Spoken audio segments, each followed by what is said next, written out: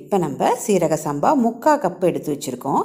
அதை உள்ளே ஆட் பண்ணுறேன். நல்லா கழுவி நல்லா வச்சுருக்கேன். இதை ஊற வைக்கணும்னு அவசியம் கிடையாது.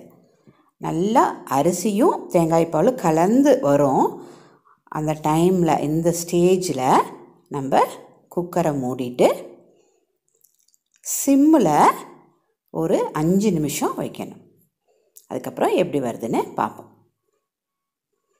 ஸோ வச்சாச்சு, வெயிட்டை எடுத்தாச்சு. எப்படி வந்திருக்குன்னு திறந்து பார்ப்போம். ரொம்ப ஈஸியான ரெசிபி. இங்கே பாருங்கள், பொலன்னு எப்படி வந்திருக்கு பாருங்கள். ஒட்டாமல் நல்லா வந்து சீரக சம்பாவுக்கு ஒரு தனி சுவை இருக்குது. அதை நீங்கள் ட்ரை பண்ணி பாருங்கள். இதை பாஸ்மதி ரைஸ்லேயும் செஞ்சு பார்க்கலாம்.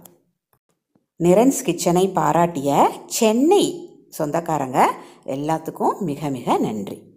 ஸோ இதை ஒரு இதில் டிஸ்ப்ளே பண்ணி வச்சுருக்கேன்.